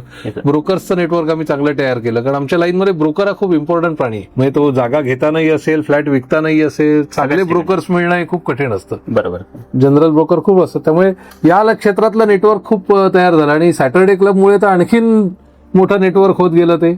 म्हणजे अगदी आमच्या नाशिकच्या प्रोजेक्टला आम्ही दुबईच्या आर्किटेक्टला अपॉइंट केलं होतं. ओके. आणि त्याचा कॉन्टॅक्ट सॅटर्डे क्लबच्या माध्यमातून झाला. जी सर. असं नेटवर्क खूप आहे. आणि खूप आहे सगळ्यांना काय त्याला असे दाखवता येण्यासारखे, पैशात मोजता येण्यासारखे बेनिफिट्स नाही आहेत. असे तर अनेक बेनिफिट्स झाले. म्हणजे एक उदाहरण सांगायचं तर आम्ही रत्नागिरीत कसे पोहोचलो, तर मला भिडे साहेब, सॅटर्डे क्लबचे संस्थापक अध्यक्ष, जे मला वडिलांच्या स्थानी आहेत, ते म्हणाले, अरे अजित, हे सॅटर्डे क्लब वगैरे चालू आहे ते तर करूच आपण, पण मराठी बिल्डर्सची एक संस्था पाहिजे. म्हटलं मराठी बिल्डर्सची संस्था, ठीक आहे म्हटलं करूया. 2009च्या आसपासची गोष्ट असेल. ते म्हणाले तू इनिशिएटिव्ह घे, आपण मराठी बिल्डरची एक संस्था करू. म्हटलं चालेल, पण म्हटलं माझ्या ओळखीत काय एवढे बिल्डर्स, मराठी बिल्डर्स नाही आहेत. तर ते म्हणाले ठीक आहे, मी फोन लावतो. मग त्यांनी हावरे साहेबांना फोन लावला. ती हावरे साहेबांची आणि माझी पहिली ओळख. आज ते माझ्या मोठ्या भावासारखे आहेत. आम्ही रोज कमीत कमी दिवसात एकदा बोलतो. एवढा मोठा माणूस आहे, पण ते कधी कामात असले तरी फोन उचलणार, गाईड करतात मला काही अडचण आली मी त्यांच्याकडे जाऊन बसतो. म्हणजे हे जे बेनिफिट्स आहेत ना सॅटर्डे क्लब मधून झालेले, वर्षानुवर्ष नातेसंबंध, कुटुंबासारखी जोडलेली गेलेली माणसं, हे बेनिफिट तर काय मोजताच येत नाही. बरोबर. तर अशा आम्ही बिल्डर्सना फोन लावत गेलो, शोधत गेलो. मग ते बिल्डर्सची एक मिटिंग बोलावली आम्ही. त्या पहिल्या मिटिंगला गडकरी साहेबांना बोलावलं होतं आणि माटुंगा जिमखानाच्या एका ह्याच्यात मिटिंग ती बोलावली. आणि एक साधारणतः 40 लोक आले होते. तर तिथे एक कोकणातून एक जण आला होता. तो असा बिचारा बुजरल्यासारखा बसला होता. तर मीटिंग संपल्यानंतर मी गेलो त्याच्याकडे, कारण मला काय, मी प्रत्येकाशी बोलतो भिडतो, काही मला प्रॉब्लेमच नाही, कोणी मोठा असू दे छोटा असू दे. मी त्याला म्हटलं काय, कसा आहेस, काय, सगळी ओळख करून घेतली. मला लक्षात आलं की हा बिल्डर नाहीये, हा तिथला ब्रोकर आहे. माहिती काढण्यासाठी नाही, माहिती काढण्यासाठी नाही, तो एक प्रोजेक्टचं मार्केटिंग करतोय. आणि त्याच्यामुळे तो स्वतःला बिल्डर वगैरे सांगून आला होता. पण मला ते बोलण्यात कळलं लगेच. तर मग मी माहिती केली त्याकडून, कुठला प्रोजेक्ट आहे, काय आहे वगैरे. तर तो मला म्हणाला ते रत्नागिरीचे एक बिल्डर आहेत, त्यांचा प्रोजेक्ट आहे. म्हटलं बरं ठीक आहे. म्हटलं काही त्यांना मदत लागली सांग. आता हे सॅटर्डे क्लबने आपल्यालाही दिलंय, कोणाही भेटला आपण म्हणतो काय मदत लागली तर सांग. तसं मी पण एक जनरल बोललो त्याला. 2 दिवसांनी त्याचा फोन आला. मला म्हणाला सर त्यांच्याशी बोललो मी, ते मी नाव नाही घेत मुद्दाम, रत्नागिरीतले जे बिल्डर आहेत त्यांच्याशी मी बोललो, तर त्यांना तुम्हाला भेटायचं आहे. म्हटलं ये घेऊन. मग ते आले. मला लक्षात काय आलं, अतिशय चांगला, सुशिक्षित आणि चांगला म्हणजे प्रॅक्टिस करणारा एक आर्किटेक्ट बिल्डर झाला होता. त्यांनी खूप चांगल्या प्रकारचे एक 60 बंगल्याची स्कीम होती आणि 41 फ्लॅट्स आणि शॉप्स अशी स्कीम होती रत्नागिरीमध्ये. जवळजवळ 70 ते 80% काम पूर्ण केलं होतं, बुकिंग नव्हतं. मग मग ते मला बोलता बोलता म्हणाले की माझं एका बँकेचं लोन आहे ते पण NPA झालंय, त्यामुळे मला आता पुढे पैसे उभे करायला त्रास होतोय, कारण मला प्रोजेक्ट पूर्ण करायचं, भले बुकिंग हो अगर न हो. मला माणसामध्ये प्रामाणिकपणा दिसला. तर मी त्यांना म्हटलं, सर एक काम करा ना, आम्ही इथे मुंबईत बसलोय, तुम्ही रत्नागिरीत बसलाय, आम्हाला तिथे येऊन काही काम करणं शक्य नाहीये, पण आमच्याकडे इथे जे आमची स्ट्रेंथ आहे ना, मार्केटिंग, ब्रँड, आमच्या पेपरला येणारे जाहिरात येणारे, आपण एक काम करूया, आपण जॉईन करूया, प्रोजेक्ट तुमचाच राहू दे, मार्केटेड बाय निर्माण करूया, मार्केटिंगसाठी मदत करणार. मार्केटेड बाय निर्माण, आणि आम्ही आमच्या नावाने जाहिराती देतो, तुमचंही नाव एक टाकू खाली. सगळ्या टर्म्स कंडिशन ठरल्या महिना दीड महिन्यात पुढच्या. आणि त्याच्यानंतर आम्ही महाराष्ट्र टाइम्सला 2 फुल पेज ऍड दिल्या. देवेंद्र, त्यांचे 60 बंगले विकले गेले. खरंच आम्हालाही त्या प्रत्येक बंगल्यामागे 1 लाख रुपये मिळाले. ते NPAतून बाहेर आले, ते कामही पूर्ण झालं, कन्स्ट्रक्शन कम्प्लीट झालं. हे सॅटर्डे क्लबमुळे झालं ना. भिडे साहेबांनी मला जर सांगितलंच नसतं की मराठी बांधकाम व्यावसायिकांची संघटना बांधूया, बरोबर, तर मी कशाला पोहोचलो असतो तिथपर्यंत. लोकांसाठी आपण काम करायला गेलो, त्यातून आपल्याही मदत झाली. एक्झॅक्टली. आणि याच्यातून आणखीन एक खूप मोठा बेनिफिट काय झाला, आज पुण्यामध्ये मराठी बांधकाम व्यावसायिक संघटना ही काम करतेय. त्याचे 350 ते 450 सभासद आहेत. पुण्यामधले जेवढे मराठी बिल्डर आहेत ते तिथले सभासद आहेत, आणि यातले बरेचसे माझे चांगले मित्र झाले. हे कुठं मस्त आहे. मी तुम्ही सुरुवात केली ते आज एवढं मोठं स्वरूप त्या संस्थेने धारण केले. नाही, त्यांनी पुण्यामध्ये होती तशी संस्था, ऑलरेडी होती, पण झालं काय, आम्ही हे सुरू केल्यावर आम्हाला कळलं की पुण्यामध्ये पण आहे, मग आम्ही त्यांनाही बोलावलं. आणि आज अशा सगळ्या जागोजागी आता आम्ही मराठी बांधकाम व्यावसायिक संघटना तयार केल्या. मुंबईत केली, वाशीला केली, ठाण्याला केली, कल्याणला केली, रत्नागिरीत केली, नागपूरला केली, संभाजीनगरला केली, आणि या सगळ्याचा एक महासंघ तयार करून टाकला. फेडरेशन केलं. आता फेडरेशनचे हावरे साहेब अध्यक्ष होते, आणि आता प्रकाश बाविस्कर म्हणून अध्यक्ष आहेत, मी उपाध्यक्ष आहे. पुण्यातले आमचे 2-3 मित्र आहेत, ते उपाध्यक्ष, कार्याध्यक्ष असेल, आणि आम्ही सगळ्या बिल्डरना एकमेकांना मदत करतो. हे काय भिडे साहेबांचं एक छोटंसं विजन, त्या विजनवरती ब्लाइंडली काम केलं, धंदाही झाला, मित्र झाले, कुटुंब मोठं झालं, आणि सगळ्या जणांना एक प्लॅटफॉर्म मिळाला. सर, आता बऱ्याच वेळेस बोलण्यातून तुम्ही सॅटर्डे क्लब या संस्थेविषयी सांगितलं, तर सॅटर्डे क्लब ग्लोबल ट्रस्ट ही संस्था नेमकी काय आहे, आणि एखादा उद्योजक ज्याने आतापर्यंत सॅटर्डे क्लब बाबत ऐकलेलं नाहीये, त्याला सॅटर्डे क्लब बाबत सोप्या भाषेमध्ये काय सांगता येईल? सॅटर्डे क्लब ग्लोबल ट्रस्ट ही एक चळवळ आहे, ही नुसती एक संघटना नाहीये. मराठी माणसाला उद्योजक बनवायचं आणि मराठी समाजाला उद्योजकांचा समाज अशी ओळख निर्माण करून देण्याची ही चळवळ आहे. ही चळवळ 2000 साली भिडे साहेबांनी चालू केली. ही चालू करायच्या आधी त्यांनी बरंच विचार मंथन केलं होतं, कारण ते रेल्वेमध्ये नोकरीला होते. रेल्वेमध्ये नोकरीला असल्यामुळे त्यांना कुलाबा, फोर्ट या भागातले मोठे मोठे फ्लॅट राहायला मिळायचे. मग शनिवार रविवार सुट्टी असली की सहपत्नी ते CCI म्हणजे cricket club of India, Oberoi, Taj अशा चांगल्या हॉटेलमध्ये जेवायला जायचे. आणि ते नेहमी असं सांगायचे की अजित, मी जेव्हा या ठिकाणी जेवायला जातो ना, त्यावेळेला माझ्या कानावरती मराठी शब्द पडत नाहीत, कारण तिथे मराठी लोकच जात नाहीत. कारण 90-95 साली तर कोण जायचं तिथे, आपल्या घरी फोन नव्हते. तिथे मराठी माणूस का जात नाही, याचं एकमेव कारण म्हणजे पैसा नाही, आर्थिक संचार नाही. पैसा का नाही, कारण तो नोकरी करतो, त्यामुळे त्याला पैसा कमवण्याच्या मर्यादा आहेत. म्हणजे हे एक त्यांच्या डोक्यामध्ये पक्क होतं की मराठी माणसाने अशा ठिकाणी गेलं पाहिजे, मराठी माणसाकडे मर्सिडीज असली पाहिजे, मराठी माणसाने त्याच्या मुलांना चांगल्या चांगल्या उच्च एज्युकेशनल इन्स्टिट्यूटमध्ये शिकायला पाठवलं पाहिजे. मग ते म्हणाले, अजित या सगळ्याला पैसा लागतो ना, जर पैसा कमावला नाही तर या गोष्टी पूर्ण कशा होणार. मग ते आणखीन एक उदाहरण द्यायचं की त्यांचं ऑफिस माहीमला होतं. ते म्हणाले, माझ्या ऑफिसमधून जर का आपण इथे बाहेर निघालो तर इथे कुठल्या कुठल्या नावाचे हॉस्पिटल्स दिसतात, हिंदुजा, रहेजा, लीलावती, ब्रिज कॅन्डी. बरोबर, मराठी माणसाच्या नावाचं एक पण हॉस्पिटल का नाही, हाही विचार करणं सर. परत काय विषयाला, मराठी पैसा. बाकीचे समाज व्यवसाय करतो, स्वतःची स्वप्न पूर्ण करतो, आणि त्याच्याकडे दानत पण आहे अशा गोष्टींसाठी पैसे देण्याची, सामाजिक कामासाठी उभं राहणे. आपल्याकडे पैसाच नाहीये, दानत नंतर. त्याच्यामुळे त्यांच्या डोक्यात मात्र हे पक्क झालं की मराठी माणसाला जर का श्रीमंत करायचं असेल तर सगळ्यात पहिली गोष्ट त्याला नोकरी सोडायला लावली पाहिजे आणि व्यवसाय चालू करायला लावला पाहिजे. आणि त्यांनी जर का व्यवसाय केला तरच तो भरपूर पैसे कमावू शकतो. मग हा विचार त्यांच्या डोक्यात आल्यानंतर त्यांनी साधारणतः 2000 पत्र लिहिली. 2000 पत्र? कारण तेव्हा ईमेल वगैरे तेवढं नव्हतं. त्यांनी 2000 पत्र लिहिली मराठी समाजातल्या वेगवेगळ्या चांगल्या प्रतिष्ठित लोकांना. काही उद्योजक होते, काही राजकारणी होते, वेगळे असे. या 2000 लोकांपैकी फक्त 2 जणांनी त्यांना रिप्लाय केला. आणि त्यातल्या एका सद्गृहस्थाने असं लिहिलं होतं की भिडे साहेब, तुमची आता नोकरीतून निवृत्ती झालेली आहे, तुम्ही शांतपणे घरी बसा. मराठी माणसाला व्यवसाय करायला लावायच्या भानगडीत तुम्ही पडू नका. हे एखाद्या दगडावर डोकं मारून घेण्यासारखं आहे. मराठी माणसाची जात ही खेकड्यासारखी आहे, जे फक्त एकमेकांचे पाय ओढायला त्यांना आवडतं. 2 रिप्लाय आले त्यापैकी पण एक निगेटिव्ह. पण भिडे साहेबांचं मात्र हे पक्क होतं. त्यांनी त्यांच्या वयाच्या 70व्या वर्षी सॅटर्डे क्लबची स्थापना केली. सॅटर्डे क्लबची स्थापना करत असताना ते असं नेहमी म्हणायचे की इथे येऊन करायचं काय सॅटर्डे क्लबमध्ये. तर सॅटर्डे क्लबमध्ये येऊन आपण मराठी माणसांनी एकत्र येऊन ही चर्चा करूया की तुझा उद्योग किती वाढवायचा, माझा उद्योग काय वाढवायचा, मी तुला काय मदत करू, तू मला काय मदत करशील, याच्यावर आपण चर्चा करूया. कारण ते नेहमी असं म्हणायचे की मराठी माणसाला जेव्हा सुट्टी मिळते किंवा मोकळा वेळ असतो तेव्हा त्याचा आवडता छंद काय माहितीये, नाच, गाणं, सिनेमा, राजकारण, क्रिकेट याच्यावरती गप्पा मारायच्या. बस एकदम तेच आहे. याच्यावरती काही होत नाही. Yes, sir. आणि हेच जर का एखाद्या गुजराती किंवा मारवाडी घरामध्ये आपण गेलो, त्यांच्याकडे जर का 4 लोक एकत्र जमले मोकळा वेळ आहे म्हणून, स्वाभाविकपणे त्यांच्या डोक्यात तोंडात विषय काय असतात, आजे क्या लेवानू, आजे क्या बेचवानू. बरोबर.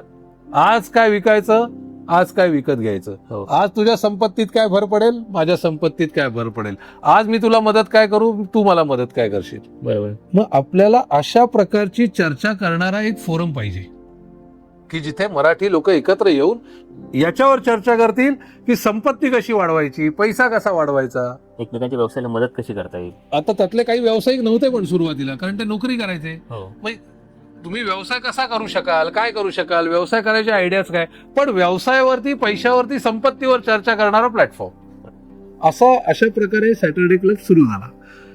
सुरुवातीला रिस्पॉन्स कमी येत होता, पण त्यांना असं लक्षात आलं रिस्पॉन्स का कमी होतोय, कारण भिडे साहेब खूप मार्केटिंग मध्ये एक्सपर्ट होते. ते काय करायचे, पेपरला पत्र लिहायचे की सॅटर्डे क्लबची इथे इथे मीटिंग आहे, मराठी माणूस इथे एकत्र येणार आहे, उद्योजकाचं, असं सगळं त्यांचं ड्राफ्टिंग खूप छान होतं आणि पेपरला प्रसिद्धी छान करायचे ते. बरोबर. आता एवढं करूनही रिस्पॉन्स जरा कमी होता. मग त्यांनी विचार चालू केला की रिस्पॉन्स कमी काय.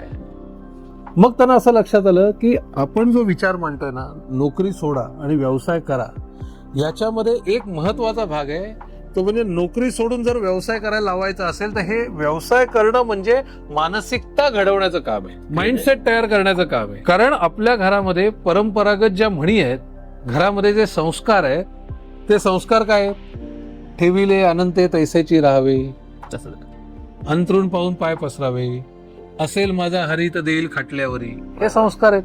अरे मग व्यवसाय करायला रिस्क घ्यायला लागते. हो. जर संस्कारच असेल तर रिस्क कशी घेणार, शक्यच नाही. शक्यच नाहीये. म्हणजे त्याच्या मानसिकतेवर आपल्याला काम करायला लागेल. बरोबर. हे त्यांना लक्षात आलं.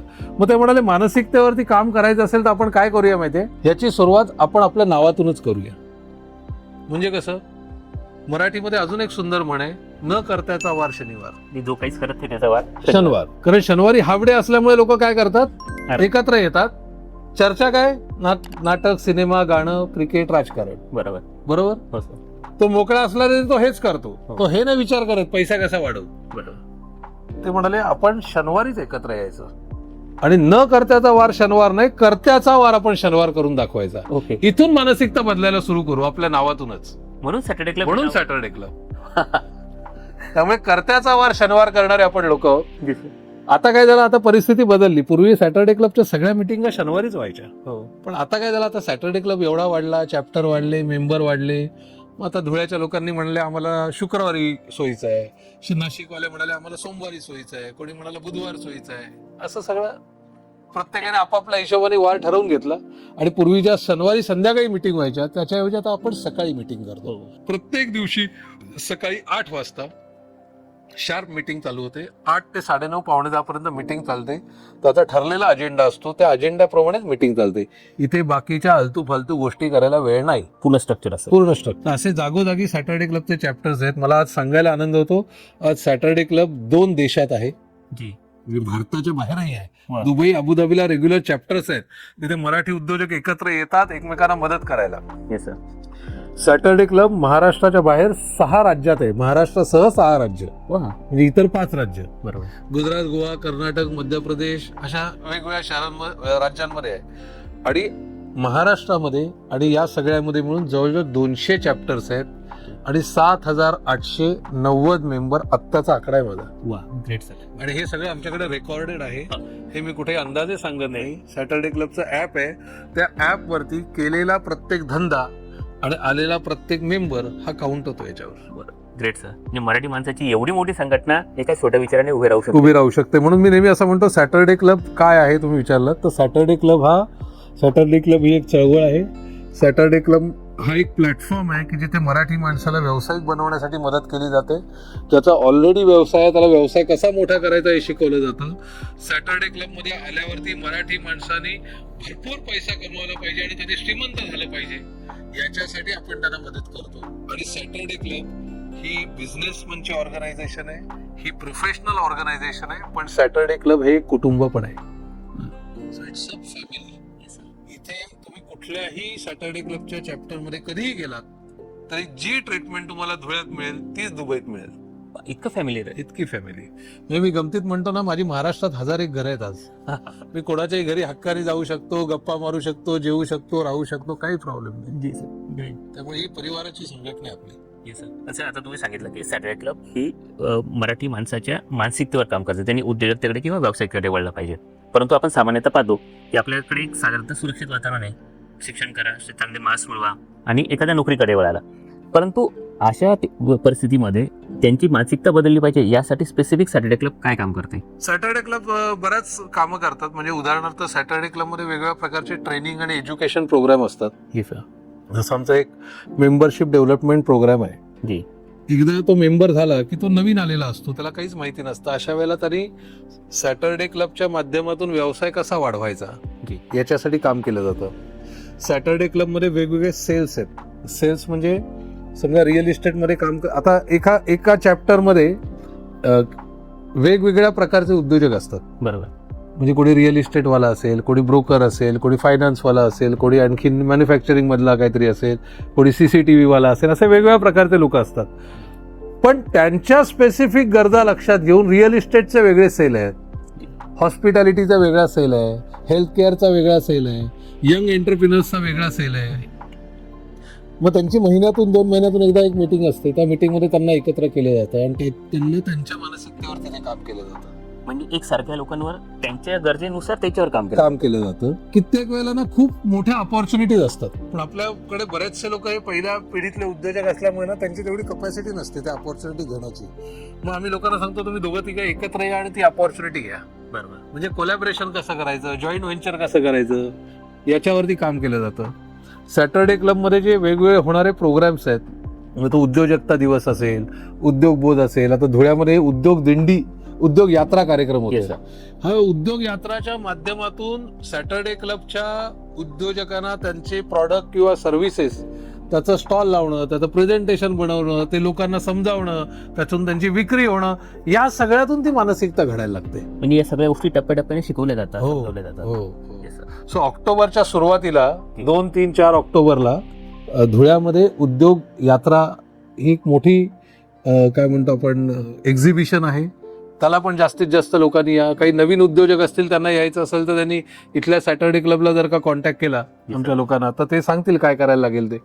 मग असे वेगवेगळे कार्यक्रम केले जातात. आणि चांगली गोष्ट काय माहिती आहे का, इथे फक्त त्या माणसावर काम नाही होत, पूर्ण फॅमिलीवर काम होतं, पूर्ण कुटुंबावर. त्याच्या म्हणजे जो आपला मेंबर आहे त्याच्या कुटुंबावर सुद्धा काम होतं. म्हणजे आज आमच्याकडे आता अशी परिस्थिती झाली आहे की काही काही कुटुंबातले नवरा बायको दोघेही मेंबर आहेत, काही कुटुंबातले नवरा बायको मुलगा मेंबर आहे, काही कुटुंबातले नवरा बायको मुलगा नवऱ्याचा भाऊ त्याची बायको, असे 7-7 लोक मेंबर आहेत. असे म्हणजे फॅमिलीच्या फॅमिली ट्रान्सफॉर्म व्हायला लागल्यात. आणि म्हणून आम्ही नेहमी असं म्हणतो की महाराष्ट्रामध्ये मराठी समाजामध्ये उद्योजकता वाढवण्यासाठी सॅटरडे क्लबचं खूप मोठं कॉन्ट्रीब्युशन आहे. जी सर. कारण एवढ्या सगळ्या लोकांना, उद्योजकांना काय असतं माहितीये का की उद्योग व्यवसाय करताना ना अडचणी खूप येतात. हो. अशा वेळेला तुमच्याकडे असा जर का पियर ग्रुप असेल ना जो सपोर्ट करतो तुम्हाला, म्हणजे आम्ही नेहमी उद्योजकांना हे सांगतो की मिटिंगला आल्यावर तर ती स्टँडर्ड मिटिंग असते, त्यामुळे तिथे काही तर चर्चा करायला बाकीच्या वेळ नसतो. पण मिटिंग संपल्यावरही समजा एखाद्या उद्योजकाला नुकसान झालंय, त्याला धक्का बसलाय, तुम्ही तो कसा मूर्ख आहे आणि त्याला कसं कळत नाही आणि मी त्याला कसं सांगितलं होतं, याची चर्चा नका करू, त्याला परत कसं उभा करायचा याची चर्चा करा. म्हणजे तो व्यवसायाच्या अपयशातून उभा राहायला पाहिजे ना. राहिला. ती इकोसिस्टीम डेव्हलप करण्याचं काम सॅटर्डे क्लब करतंय. त्याच्यामुळे सॅटर्डे क्लब मध्ये आलेला काही रेअर अपवादात्मक उद्योजक असे आहेत की ज्यांनी उद्योग सोडला आणि परत नोकरी किंवा याला गेले, असे रेअरली आहेत. पण बाकीचे किती अडचणी आल्या तरी पूर्ण ग्रुप त्यांना उचलून धरतो, मदत करतो. बरोबर. जसं इतर समाजांमध्ये आपण बघतो की तिथे त्यांच्या समाजाच्या संघटना आहेत किंवा फॅमिलीज आहेत, या सगळ्या एकमेकाला सपोर्टिव्ह असतात. परंतु जो पहिल्या पिढीचा नवउद्योजक आहे, घरात व्यवसायाची कुठली पार्श्वभूमी नाही आहे, आणि अशा वेळी सॅटर्डे क्लब त्याला ती उद्योजकीय फॅमिली म्हणून त्याला मदत करते. बरोबर. हे सर. आणि सर, आपल्या सॅटर्डे क्लबचं जे घोषवाक्य आहे, एकमेका सहाय्य करू अवघे होऊ श्रीमंत, यातला श्रीमंत हा शब्द तो फक्त आर्थिक गोष्टीसोबत निगडीत आहे की त्याच्या विचारांवर, त्याच्या मानसिकतेवर किंवा सामाजिक योगदान, या सगळ्या गोष्टींची निगडीत आहे? सॅटर्डे क्लब मध्ये आल्यानंतर ना श्रीमंती ही मनाची, तुमच्या नातेसंबंधांची, विचारांची ही सगळी तयार होते. परंतु तिथे जो शब्द वापरलाय तो संपत्तीशी रिलेटेडच आहे. बरोबर. याचं कारण असं आहे की भेडेसाहेब नेहमी असं म्हणायचे, मराठी माणसांनी सरस्वतीची उपासना केली, लक्ष्मीकडे दुर्लक्ष केलं. हे अगदी बरोबर आहे. आणि लक्ष्मीकडे दुर्लक्ष तुम्ही केलं तर ती निघून जाणार आहे, ती चंचल आहे, ते पैसा थांबणार नाही तुमच्यासाठी. मग आपल्याला काय करायला पाहिजे, आपल्याला सरस्वतीची उपासना करता करताच लक्ष्मीकडे लक्ष द्यायला पाहिजे, दोघांकडे सोबत. दुर्लक्ष करून नाही चालणार. जी सर. आणि म्हणून श्रीमंती हा शब्द जाणीवपूर्वक तिथे त्यांनी वापरला. कारण भिडेसाहेब नेहमी असं म्हणायचे, देवेंद्रजी, की जो माणूस श्रीमंत असतो ना त्याच्याकडे कोणी वाकड्या नजरेने बघत नाही. हे अगदी बरोबर. जो समाज श्रीमंत असतो त्याच्याकडे कोणी वाकड्या नजरेने बघत नाही, आणि जो देश श्रीमंत असतो त्याच्याकडे कोणी वाकड्या नजरेने बघत नाही. आज इस्रायल सारखा एवढासा छोटासा देश आहे, त्याच्या संपूर्ण आजूबाजूला मुस्लिम कंट्रीज आहे, पण त्या काही वाकडं नाही करू शकत त्याचं. याचं कारण काय? याचं कारण नाही, अमेरिका त्याला सपोर्ट करते. आणि अमेरिका का सपोर्ट करते माहितीये? कारण अमेरिकेच्या सगळ्या आर्थिक नाड्या ज्यू लोकांच्या हातात आहे. बरोबर. सगळे मोठे व्यवसाय घ्या, सगळ्या मोठ्या बँका घ्या, NBFCs घ्या, म्युच्युअल फंड्स घ्या, इन्शुरन्स घ्या, जिथे जिथे फायनान्स आहे ना तिथे टॉपला ज्यू लोक आहे. त्यामुळे अमेरिका त्याच्या अगेन्स्ट जातच नाही, त्याच्यामुळे तो स्ट्रॉंग होत चालला दिवसेंदिवस. म्हणजे ज्या ठिकाणी श्रीमंती आहे त्या ठिकाणी कोणी तुम्हाला हात लावायला येत नाही. म्हणून पैशाची श्रीमंती ही आवश्यक आहे. आणि मी जेव्हा पैसा म्हणतो तेव्हा फक्त तो पैसा नाही, संपत्ती. नुसता पैसा नाही, नुसता कॅश नाही, नुसतं नोटा नाही, तर संपत्ती. त्या संपत्तीमध्ये तुमचा ब्रँड आला, बरोबर, तुमची लिगसी आली, तुमचं कल्चर आलं, तुमच्या व्हॅल्यूज आल्या, असं सगळं देखील त्या तुमच्या श्रीमंतीमध्ये आहे. त्यामुळे अशा प्रकारचे श्रीमंत उद्योजक आपल्याला घडवायचे. आता जेव्हा भिडेसाहेबांनी हा शब्द वापरला ना त्यावेळेला अशी परिस्थिती होती की मराठी घरामध्ये पैशाची एक तर चर्चा करत नाही कोणी, आणि एखाद्याकडे पैसा आला तर लोक पहिलं म्हणतात यांनी काहीतरी लफडं केलंय, चुकीचं काम केलेलं, आणि कोणाला तरी फसवलं असणार, नाही तर असे पैसे येऊच शकत नाही, 2 नंबर केले. भिडेसाहेब नेहमी असं म्हणायचे की चांगल्या मार्गाने पैसा कमावता येतो. तुम्ही जर चांगला व्यवसाय केला तर भरपूर पैसे मिळू शकतात. म्हणून सॅटर्डे क्लबच्या प्रतिज्ञेत आपण असं म्हटलंय, मूल्याधारित भांडवल वृद्धी, principle based, value based businesses आपल्याला इथे उभे करायचे. त्याच्यामुळे श्रीमंती या संपत्तीसाठीच तो शब्द वापरलाय, पण संपत्ती किंवा श्रीमंती किंवा तो पैसा हा चांगल्या मार्गाने, योग्य मार्गाने, योग्य प्रकारे व्यवसाय करून, व्हॅल्यू बेस्ड बिझनेस करून. म्हणजे व्यावसायिक ते करत असताना आपल्याला भानपण असलं पाहिजे की आपण कशा पद्धतीने पैसा कमवतोय, या मूल्य पण त्याच्यामध्ये सॅटर्डे क्लब निर्माण करतात. हे सर. पण सर, आपण जर समाजामध्ये इतर ठिकाणी बघितलं की नेटवर्किंग बाबत बऱ्याच संस्था आहेत की ज्या नेटवर्किंगवर काम करतायत, तर या सगळ्या नेटवर्किंगसाठी वेगवेगळे प्लॅटफॉर्म असताना सॅटर्डे क्लब यांच्यापेक्षा वेगळा आणि प्रभावी का ठरतो? कारण सॅटर्डे क्लब ही एकमेव अशी नेटवर्किंग ऑर्गनायझेशन आहे की जी सामाजिक आहे, ज्याच्यावर कोणाची मालकी नाही, मराठी समाजाचीच मालकी आहे त्याच्यावर. बाकीच्या एवढ्या सगळ्या नेटवर्किंग संस्था आहेत ना, त्या संस्थांमध्ये कोणीतरी मालक आहे, कोणी फ्रँचायझी आहे, कोणाला कमिशन दिलं जातं. इथे असलं काहीच होत नाही. सॅटर्डे क्लब मध्ये कुठल्या प्रकारचं कमिशन घेतलं जातं? कोणालाच दिलं जात नाही. आता आमच्यासारखे सगळे कार्यकर्ते आहेत तिथे, दिग्विजय, डॉक्टर पाठक आहेत, हे सगळे फुकट काम करतात. त्यांना त्यांचा व्यवसाय वाढवायला मदत होते.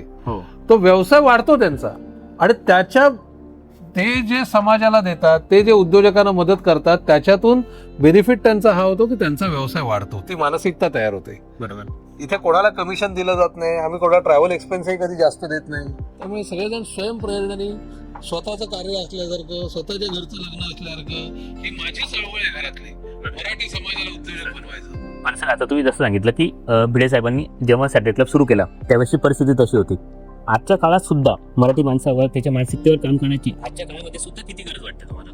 याचं कारण असं आहे, काम तर खूप करायला पाहिजे. याचं कारण उद्योग व्यवसायाचं कल्चर घरामध्ये शिरलं पाहिजे. आज तुम्ही गुजराती, मारवाडी, सिंधी समाजामध्ये जा, त्या समाजामध्ये हे कल्चर डेव्हलप झालंय. म्हणजे मी असं एक उदाहरण ऐकलं होतं की एका मारवाडी समाजामध्ये लग्न करायला जेव्हा मुलीला म्हणजे मुलीच्यासाठी स्थळ जेव्हा बघायला जातात तेव्हा ते विचारतात की हा मुलगा काय करतो. हो. ते म्हणतात हा बिझनेस कर रहा है, कितने बिझनेस कर चुका है. तर त्याला सांगितलं जातं की हा 2 बिझनेस मध्ये फेल झाला, आता 3रा बिझनेस करतोय. मग तो मुलीचा बाप म्हणतो हा योग्य लाईनीवर आहे. आणि आपल्याकडे जर तो मुलगा व्यवसाय करत असेल किंवा फेल झाला असेल त्याला मुलगी त्यांना आणायची. मुलगीच देत नाहीत. आणि तिथे म्हणतात तो जर का त्याने धक्के खाऊन झालेले असेल ऑलरेडी 2 वेळा, हो. आता हा शिकला, आता डोळकं टाळ्यावर असेल याचं, आता ह्याला मुलगी द्यायला पाहिजे. बरोबर. हे कल्चर आहे. Yes, sir. हे कल्चर ना मराठी घरामध्ये हळूहळू तयार होत आहे. म्हणजे मी सॅटर्डे क्लब मधले अनेक उद्योजक असे बघतोय की त्यांची मुलं व्यवसायात येत आहेत. हो. कित्येक महिला अशा आहेत की त्या महिलांमुळे, म्हणजे भेडेसाहेब नेहमी असं म्हणायचे की एक महिला घरातली उद्योजिका असेल ना तर अख्खं घर उद्योजक होऊन जातं. बरोबर. त्या महिलेमुळे अख्खं घरच्या घर उद्योजक होत आहे. आणि मग त्या घरामध्ये ना बाकीच्या फालतू गोष्टी कोणी काही करतच नाही. व्यवसाय, बिझनेस, मदत कशी करू, मी तुला काय देऊ, ह्याच गोष्टी चालतात. तर हे कल्चर आहे. हे वर्षानुवर्ष डेव्हलप व्हायला लागेल. हे एका पिढीचं काम नाहीये. आपल्या पिढ्या तर आत्ता व्यवसायात यायला लागलेत. जे अजूनही खूप लॉंग टर्म पर्यंत आपल्याला काम करावं लागणार आहे. कंटिन्युअस चालणारी प्रोसेस आहे. जी सर. आणि सर जसं सॅटर्डे क्लबमध्ये नेटवर्किंग करताना किंवा इतर ठिकाणी आपण नेटवर्किंग करताना फक्त एक व्हिजिटिंग कार्ड देणं किंवा व्हॉट्सअप ग्रुपमध्ये असणं इथपर्यंत लोक नेटवर्किंगला समजतात की नेटवर्किंग म्हणजे एवढंच झालं पुरेसं. ऍक्च्युअल सॅटर्डे क्लब कशा पद्धतीने नेटवर्किंग करतं, त्याच्यामध्ये नेटवर्किंग कशा पद्धतीने केली पाहिजे? नेटवर्किंग वरती बोलायला लागलो तर 1 दिवस आहे. पण मी बेसिक काय काय नेटवर्किंगच्या टिप्स सांगतो. मी असं म्हणतो की networking is not about selling, it's about building a brand. Networking is not about selling, it's about branding. नेमकं कसं सर? म्हणजे तुम्ही एखाद्या माणसाला विकायला गेलात तर तो तुमच्या जवळ येतो का लांब जातो? नाही, सेल्समॅन आला किंवा तो सेल्स करायला आला या दृष्टिकोनातून तो बाजूला होतो का लांब होतो. तसं आपण कोणाला तरी काहीतरी विकायला गेलो तर तो आपल्या जवळ करेल का लांब करेल? पहिली रिएक्शन आहे तो आपल्याला लांबच ठेवेल. हो. याचं कारण काय माहितीये? कारण विकायला आलेला माणूस कोणालाच आवडत नाही, कारण तो माझ्या खिशात हात घालायला आलेला आहे. हो, पैसे घ्यायला आलाय. आणि दुसरं आपल्या डोक्यामध्ये आणखीन काय समज आहे? आपल्या घरात लहानपणापासून हे सांगितलं गेलं की dogs and salesman are not allowed. बऱ्याच ठिकाणी खाली पाटी पण लावलेली असते, dogs and salesman are not allowed. त्याच्यामुळे सेल्सवाला म्हणजे आपल्या डोक्यामध्ये अशी काही संकल्पना आहे की याला जवळ करता कामा नये. बरोबर. मग आता तुम्ही मला सांगा, तुम्ही जर कोणाला विकायला गेलात तर तुम्हाला जवळ करेल का? नाही. मग तुम्ही कोणाला तरी द्यायला गेलात, काहीतरी चांगलं द्यायला गेलात, चांगले विचार द्यायला गेलात, त्याला हवी असलेली वस्तू द्यायला गेलात, त्याला मदत करायला गेलात, तर तो तुम्हाला जवळ करेल का? डेफिनेटली करेल ना. म्हणजे आपल्याला सेल करायचा नाहीये तर ब्रँड तयार करायचा आहे. तो ब्रँड काय करायचा तयार की उद्या ती प्रॉडक्ट किंवा ती सर्व्हिस हे डोक्यात आलं की तुम्हीच आठवले पाहिजे, म्हणजे त्याच्या मनात तो विषय भिनला पाहिजे. पण तुम्ही जर का पहिलेच विकायला गेलात तर ती इमेजच नाही तयार होणार. याच्या जवळ जायचंच नाही. याच्यासमोर इमेज काय झाली, जायचं नाही. हा वीसा हा कायम पाठी लागतो. बऱ्याचशा इन्शुरन्सवाल्या लोकांबरोबर असं होतं बघा. बरोबर. लोक त्यांना लांब ठेवतात, टाळतात. खरं तर काही वाईट नाही करत आहेत ते, पण त्यांची जी पद्धत आहे करण्याची ना ती लोकांना आवडत नाही. बरोबर. ती मागे लागल्यासारखी वाटते. म्हणून लोक काय म्हणतात, आमच्याकडे नको रे बाबा. मग काय करायला पाहिजे? मी तुम्हाला सांगतो देवेंद्रजी, मला आज घरी वॉटर फिल्टर बसवायचा होता. म्हणजे घरी माझ्या ऑफिसला, नंतर माझ्या 2 मित्रांनाही मी सांगितलं. मुंबईला जी. मला सगळ्यात पहिला कोण आठवला माहितीये? अभिजित सूर्यवंशी, धुळ्याचा. म्हणजे मुंबईला असून धुळ्याची. आणि त्याचा तिथे कुठलाही काय डिस्ट्रीब्युशन सेंटर नाहीये, डीलर नाहीये, सर्व्हिसवाला नाहीये, काही नाहीये. पण मी म्हटलं बाबा मला वॉटर फिल्टर घेणार तर तुझ्याकडूनच.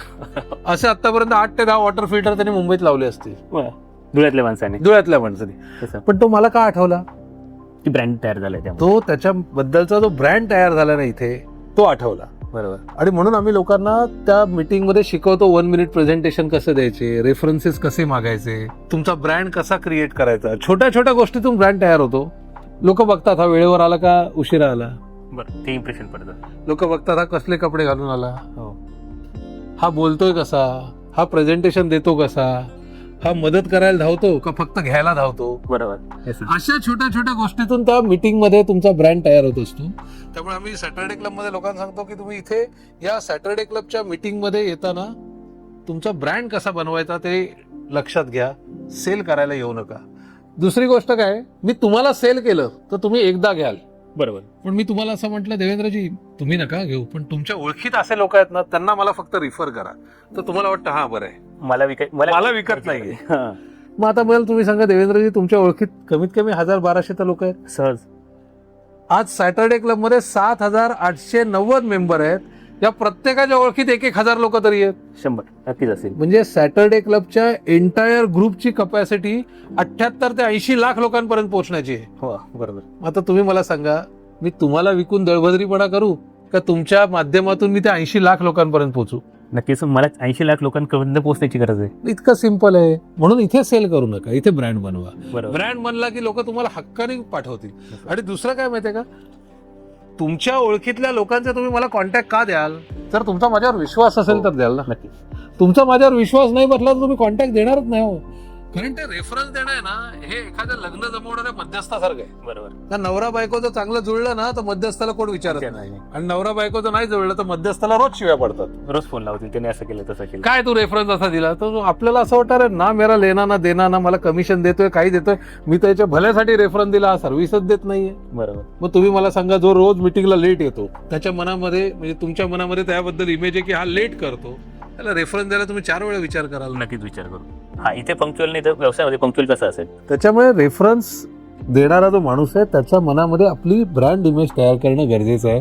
मग आम्ही अशा वेगवेगळ्या नेटवर्किंगचे फंडे लोकांना शिकवतो. मी आता सांगत राहिलो तर खूप होईल. आणखीन एक छोटीशी गोष्ट सांगतो नेटवर्किंगची. Please sir. या जगात ना असं एकही काम नाहीये की जे एका फोन कॉलवर होऊ शकत नाही. हे कुठलंही काम. फक्त तो फोन कोणाला करायचा, दॅट मॅटर्स.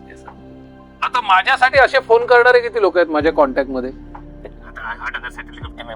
माझे नाही म्हणत आहे. असं प्रत्येकाने जर स्वतःला विचारलं, कारण मी तर सगळीकडे पोहोचू शकत नाही, मी तर प्रत्येकाला ओळखू शकत नाही, पण माझ्या ओळखीत समजा माझ्या ओळखीत दिग्विजय आहे, मी दिग्विजयला म्हटलं अरे एक तू शब्द टाक रे अमुक अमुक माणसाकडे, आणि त्यांना एक फोन करायला लाव.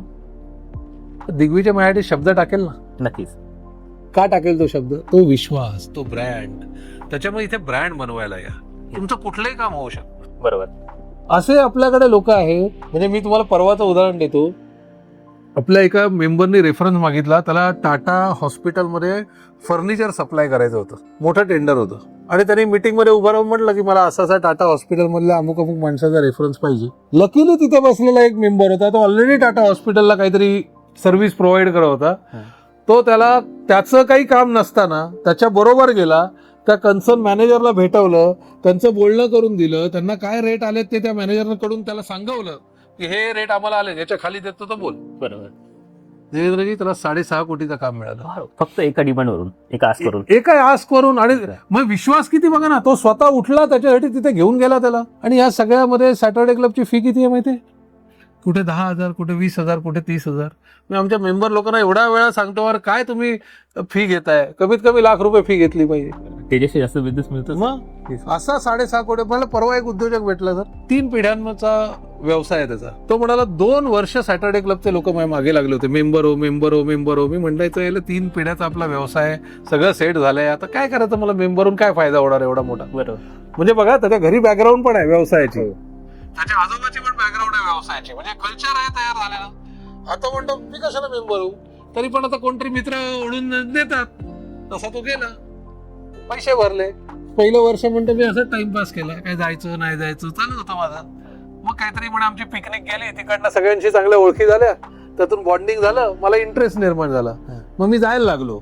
मग असं करता करता मी छोटी छोटी कामं करायला लागलो. मग त्यांनी मला म्हटलं अरे तू चेअरपर्सन हो ना आमच्या चॅप्टरचा. तो म्हणाले आज मला चेअरपर्सन केलाय. पण तो म्हणतो गेल्या 2 वर्षात काय झालं माहितीये, माझा धंदा 5 कोटींनी वाढला. तो म्हणतो मी गेलोच नसतो, मी 2 वर्ष हे का मी डिले केला हेच मला कळत नाही, मी एवढा माझ्या नशिबाला दोष देतो. तर सिस्टमॅटिक पद्धतीने नेटवर्किंग केलं तुम्ही तर तुम्हाला पाहिजे तो धंदा व्यवसाय मिळू शकतो. आणि नेटवर्किंग मध्ये आम्ही लोकांना सांगतो की नेटवर्किंग म्हणजे कॉन्टॅक्ट मागताना फक्त कस्टमरचे कॉन्टॅक्ट मागू नका. तुम्हाला चांगले कन्सल्टंट लागतात, चांगले वेंडर्स लागतात, चांगले ऑफिसर्स लोक काही ओळखीत लागतात, असे वेगवेगळे कॉन्टॅक्ट मागा. म्हणजे एका व्यवसायाच्या ज्या सगळ्या गरजा आहेत त्या सगळ्या गरजांसाठी आपण रेफरन्सेस किंवा कॉन्टॅक्ट मागितले पाहिजे. जी सर. पण आता जसं सर आपण सॅटर्डे क्लबमध्ये सहभागी झाल्यानंतर फक्त बिझनेस रेफरन्सेस किंवा नेटवर्किंग याच्यापुरतं सॅटर्डे क्लब मर्यादित आहे, की एक मेंटरिंग आहे, गायडन्स आहे, त्याचा कॉन्फिडन्स, कम्युनिकेशन डेव्हलपमेंट किंवा लिडरशिप डेव्हलपमेंटवर पण तिथे काम होतं? इथे माणसाची सर्वांगीण उन्नती होते सगळ्याच बाजूला. सगळ्या प्रकारची. ते कशा प्रकारे थोडं? आता मी एवढं बोलतोय हे सॅटर्डे क्लबच आहे. जी सर. आणि मला कुठलं एवढं बोलता येत होतं? Yes sir. आज आमच्याकडे असे अनेक लीडर्स आहेत, महिला उद्योजिका मला अशा माहिती आहेत. म्हणजे मी त्या मिटिंगला गेलो होतो, त्या व्हिजिटर म्हणून आल्या होत्या, अगदी बुजऱ्या होत्या, अशा लपून बसल्यासारख्या बसल्या होत्या. जी. अरे आज काय लिडरशिप करतायत, मोठी मोठी भाषणं ठोकतात, बरोबरच्या 40-50 महिलांना लीड करतायत असते, अशा बघितल्या मी. त्यामुळे ट्रेनिंग डेव्हलपमेंट हे सगळं असतं. पण याच्याही पेक्षा मी तुम्हाला एक महत्त्वाचा मुद्दा सांगतो की इथे फक्त बिझनेस देण्याचं काम होत नाही, माणसाला जो मानसिक आणि आर्थिक आधार पाहिजे ना, तो देण्याचं काम होतं. आमचा एक उद्योजक आहे नगरला, तर तो शोरूमचं रिनोव्हेशनचं काम चाललं होतं आणि 2-3 दिवसानंतर उद्घाटन होतं आणि शोरूमला आग लागली. ओके. सगळं बेचिराग झालं. आमचा जो डेप्युटी सेक्रेटरी जनरल होता अमोल, त्याला हे ज्यावेळेला कळलं त्याने त्याला रात्री फोन केला. तो म्हणला काळजी करू नको, मी उद्या सकाळी येतो, आपण बघूया काय करायचं. सकाळी उठून अमोल तिथे गेला. देवेंद्रजी, याच्यातनं पैशाचं नुकसान तर भरून काढता येईल, पण सपोर्ट मानसिक जो धक्का बसला, त्यांनी जाऊन त्याला चांगलं काउन्सिलिंग केलं, त्याला समजावलं. तो म्हणाला काय काळजी नको करू, आपण परत एका महिन्यात उभं करू शोरूम. आणि त्यांनी अमोलनी कमीत कमी आपल्या एक 10-12 उद्योजकांना फोन लावले. कोणाला म्हणाला तुझ्याकडे सोफा आहे का, पाठवून दे. कोणाला म्हणाला तुझ्याकडे खुर्च्या आहेत, पाठवून दे. कोणाला म्हणाला तू याला पेंटिंग करून दे. कोणाला म्हणाला कलरिंग करून दे. सगळं द्या, पैसे आत्ता नाही मिळणार, याचा धंदा चालू झाल्यावर पैसे देऊ. झालं बरोबर. त्याचं शोरूम जरा जरा उभं राहायला लागलं. पण नुकसान झालं होतं, लोन काढलं होतं, ऑर्डर आता पुढच्या नव्हत्या, ऑर्डर आल्या तरी एक्झिक्यूट करायला कॅपिटल नव्हतं. अमोलनीच, तो बॅग मॅन्युफॅक्चरर होता, अमोलनीच त्याला एक बॅग मॅन्युफॅक्चरिंगची एक 20-1 लाखाची ऑर्डर मिळवून दिली. तो म्हणाला तुझ्याकडे पैसे नाहीत मला माहिती आहे.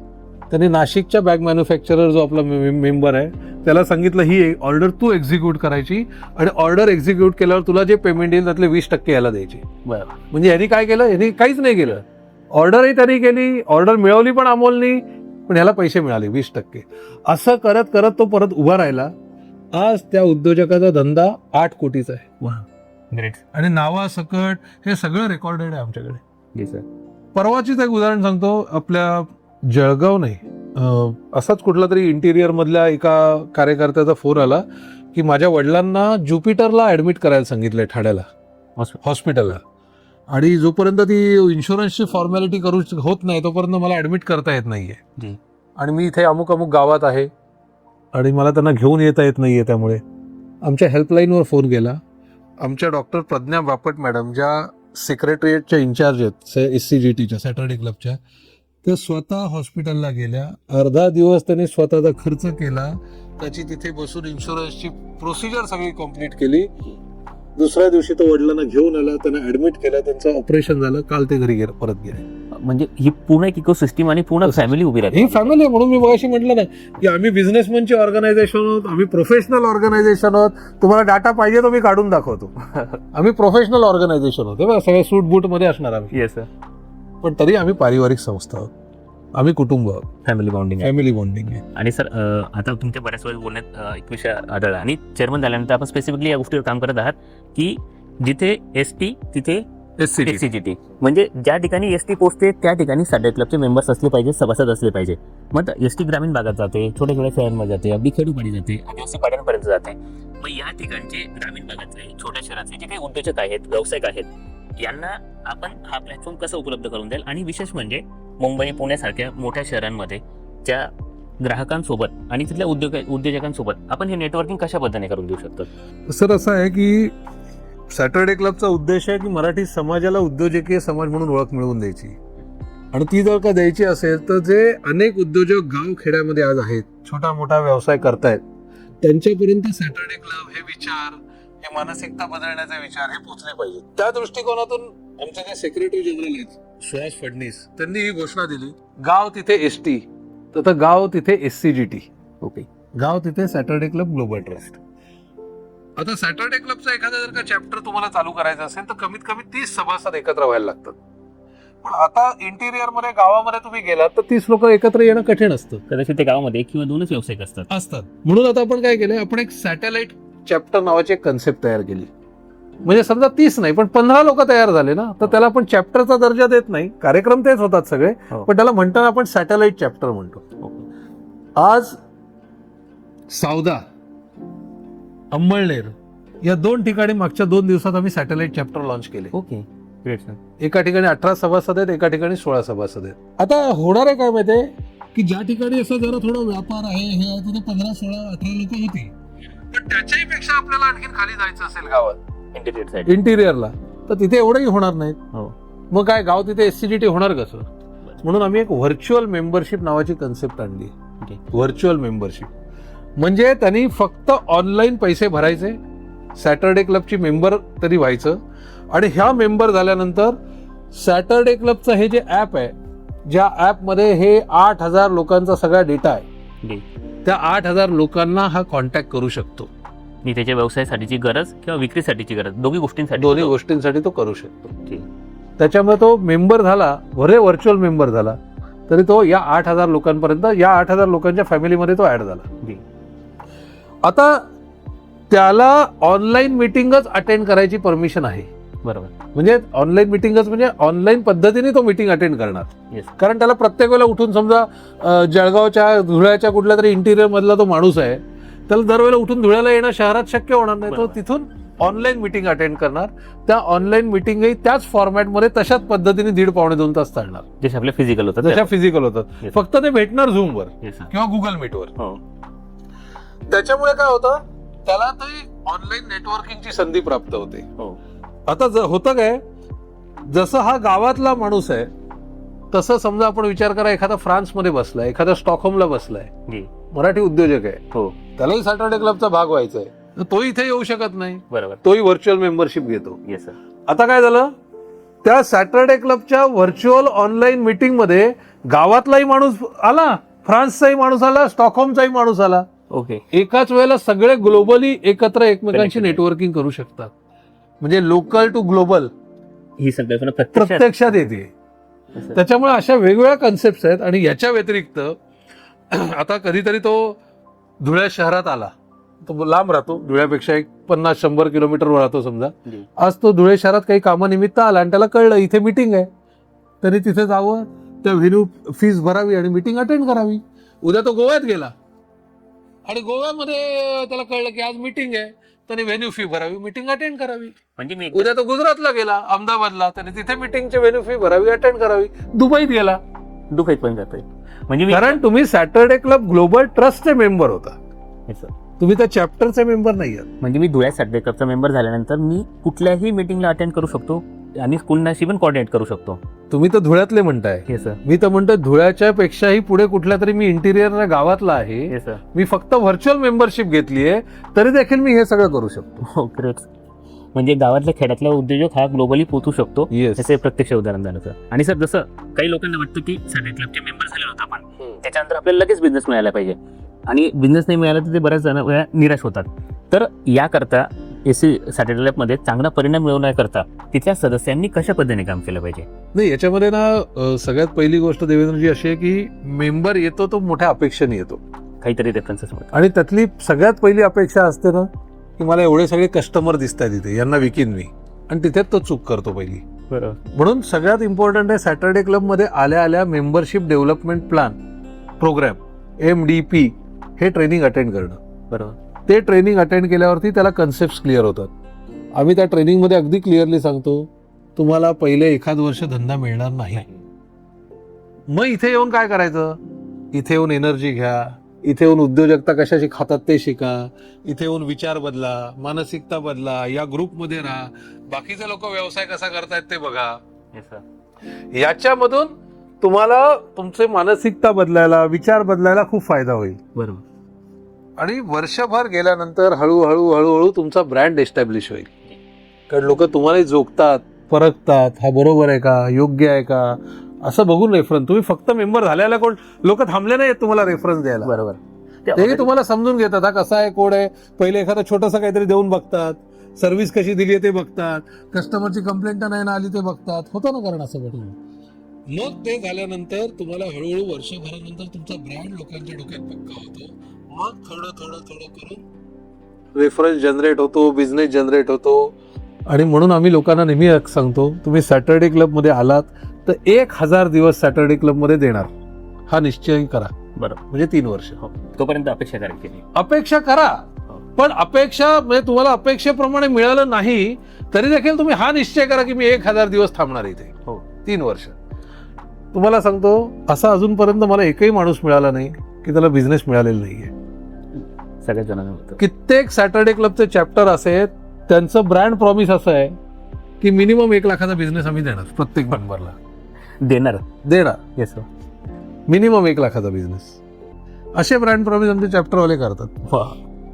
आणि प्रत्येकाला बिझनेस हा मिळतोच जर तुम्ही योग्य प्रकारे. सो नेटवर्किंगचा अजून एक प्रिन्सिपल काय माहितीये, नेटवर्किंगच्या माध्यमातून तुम्हाला हव्या असलेल्या कुठल्याही व्यक्तीपर्यंत तुम्ही फक्त 7 स्टेप्स मध्ये पोहोचू शकता. कुठल्या स्टेप्स प्लीज सांगा. 3 वर्ष द्यायला लागतील यासाठी. एक त्यातलं हे सांगतो, या सगळ्या स्टेप्स आहेत ना, या सायंटिफिक आहेत, जी आर्टिस्टिक नाही आहेत. लोकांना काय वाटतं सेल्स, नेटवर्किंग, मार्केटिंग हे आर्ट आहे. हे आर्ट नाही आहे, हे सायन्स आहे. सिस्टीम आहे. सिस्टीम आहे. काय फरक आहे आर्ट आणि सायन्स मध्ये?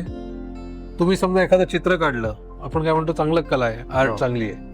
ते चित्र तुम्ही मला दिलं आणि सांगितलं आता असंच चित्र बनव, ते शक्य नाही. नाही शक्य होणार ना. हाईट सांगू, तेच चित्र परत काढायला तुम्ही जरी बसलात तरी शक्य नाही, तरी ते 100% सारखं नाही येणार. पण व्हॉट इज सायन्स? जे प्रत्येक वेळा रिप्लिकेट करता येतं आणि त्याच पद्धतीने पुन्हा काम करता येतं. H2O केलं की मलाही पाणीच मिळणार, तुम्हालाही पाणीच मिळणार. कोणीही केलं तरी पाणीच मिळणार. फॉर्म्युला फिक्स आहे. फॉर्म्युला फिक्स आहे. सफरचंद वरून टाकलं, बॉल वरून टाकला की तो खालीच पडणार. तो तुम्ही टाकला काय, यांनी टाकला काय, कोणीही टाकला काय. बरोबर आहे. म्हणजे सायन्स म्हणजे त्याला काहीतरी नियम आहेत, त्याला काही फॉर्म्युले आहेत, काही अपवाद आहेत. पण ते सायन्स, तो फॉर्म्युला कोणीही अप्लाय केला तरी रिझल्ट सेम आहे. बरोबर. आणि म्हणून मी म्हणतोय काय की नेटवर्किंगच्या या ज्या 7 स्टेप्स आहेत ना, हे सायन्स आहे. हे कोणीही अप्लाय केलं तरी रिझल्ट सेम आहेत. सगळ्यांना सेम रिझल्ट मिळणार. तुम्हाला पाहिजे त्या व्यक्तीपर्यंत तुम्ही पोहोचू शकता. आणि ह्या गोष्टी समजून घ्यायसाठी सॅटर्डे क्लब मध्ये यावं लागेल आणि मलाही वारंवार बोलवायला लागेल. महाराष्ट्रातील उद्योजकांनी एकमेकांसोबत स्पर्धा न करता, एकमेकाला स्पर्धक न समजता जर एकमेकांसोबत सहकार्याची भावना ठेवली तर आपल्या पूर्ण व्यावसायिकतेवर किंवा महाराष्ट्रावर, मराठी माणसावर या सगळ्या गोष्टींचा काय परिणाम होऊ शकतो? सगळ्यात महत्वाची गोष्ट म्हणजे आजचा जो जमाना आहे ना, तो एकट्याने व्यवसाय करण्याचाच नाहीये. आजचा जमाना हा कोलॅबरेशनचा आहे, पार्टनरशिपचा आहे, लोकांनी एकत्र येऊन व्यवसाय करण्याचा आहे. आणि देवेंद्रजी, दुसरं काय आहे की व्यवसायामध्ये ना 1+1 2 होत नाही, 1+1 11 होतं. त्याच्यामुळे आपण ज्यावेळेला योग्य कोलॅबरेशन करू, योग्य प्रकारे आपण एकत्र येऊ. सो त्याचा विकनेस आहे, तो माझी स्ट्रेंथ असली पाहिजे. बरोबर. आणि माझा विकनेस ही त्याची स्ट्रेंथ असली पाहिजे. अशा प्रकारे जर का आपण कॉम्बिनेशन केलं तर आपण खूप मोठे आहोत. आणि अशा प्रकारे जर का महाराष्ट्रातले मराठी उद्योजक एकत्र आले, म्हणजे आमच्याकडे अशी उदाहरणं आहेत, 4-4, 5-5 लोकांनी एकत्र येऊन कंपन्या फॉर्म केल्या. आमच्याकडे अशी उदाहरणं आहेत की एखादं मोठं टेंडर होतं, एकाची एलिजिबिलिटी बसत नव्हती, तर दोघांनी कन्सोर्शियम केलं आणि एलिजिबिलिटी बसली, कामं पूर्ण केली. दोघांचाही फायदा झाला. त्याच्यामुळे सॅटर्डे क्लब मध्ये येताना तुम्हाला मोठं काहीतरी करायचंय, हा विचार ठेवून तुम्ही आलात तर तुम्ही कोलॅबरेशनच्या मार्गाने फार चांगल्या पद्धतीने करू शकता. आणि या सगळ्यातून तुमचाही विकास होईल, पैसेही येतील, महाराष्ट्राचा विकास होईल, इथले उद्योगधंदे मोठे होतील, इथे रोजगारही निर्माण होईल. बरोबर. खूप खूप धन्यवाद सर. तुम्ही आज आम्हाला सॅटर्डे क्लब बाबत, मराठी उद्योजकांच्या मानसिकतेबाबत आणि मराठी माणसाने उद्योजकतेकडे वळावं यासाठी आम्हाला खूप छान पद्धतीने अगदी विस्तृत स्वरूपामध्ये माहिती दिली. यासाठी आपले खूप खूप आभार. धन्यवाद. आणि सगळ्यात महत्त्वाची गोष्ट, आपल्याला देखील सॅटर्डे क्लबचे मेंबर व्हायचे असेल तर डिस्क्रिप्शन बॉक्समध्ये याबाबत माहिती दिलेली आहे, कॉन्टॅक्ट नंबर दिलेले आहे, सॅटर्डे क्लबची वेबसाईट या ठिकाणी दिलेली आहे. तुम्ही त्या ठिकाणी इन्क्वायरीज करून आपल्या गावामध्ये सॅटर्डे क्लबच्या कुठे कुठे चॅप्टर्स आहेत याची माहिती घेऊ शकतात. त्या ठिकाणी मराठी माणसासोबत, मराठी उद्योजकांसोबत आपण सर्व भेटू शकतात. आणि आम्हाला सांगायला आनंद वाटतो की आम्ही सुद्धा सॅटर्डे क्लबचे मेंबर आहोत. सरांसोबत ही माहिती जाणून घेताना बऱ्याचशा गोष्टी मला सुद्धा आज नवीन शिकायला मिळाल्यात. त्यासाठी पुन्हा एकदा सरांचे आभार. ज्यांना उद्योग यात्रेमध्ये सहभागी व्हायचं असेल तर त्यासाठी सुद्धा डिस्क्रिप्शन बॉक्समध्ये कॉन्टॅक्ट नंबर दिलेले आहेत. धुळ्यामध्ये 2, 3, 4 ऑक्टोबरला ही उद्योग यात्रा हा कार्यक्रम होणार आहे. उद्योजक व्यावसायिकांसाठी, नेटवर्किंगसाठी ही खूप चांगली मोठी संधी आहे. ज्यांनाही या उद्योग यात्रेमध्ये सहभागी व्हायचं असेल ॲज अन व्हिजिटर्समधून किंवा यामध्ये वेगळ्या पद्धतीने सहभागी व्हायचं असेल तर तुम्ही खाली दिलेल्या डिस्क्रिप्शन बॉक्समध्ये जे काही कॉन्टॅक्ट नंबर दिलेले आहेत त्या ठिकाणी आपण संपर्क करू शकतात. आजच्या पॉडकास्टमध्ये आपल्याला नक्कीच खूप चांगली माहिती मिळाली असेल. अशाच पद्धतीने हा पॉडकास्ट आवडल्यास याला लाईक करा, शेअर करा आणि लोकांपर्यंत, मराठी उद्योजकांपर्यंत हा पॉडकास्ट पोहोचवा. धन्यवाद. Thank you very much.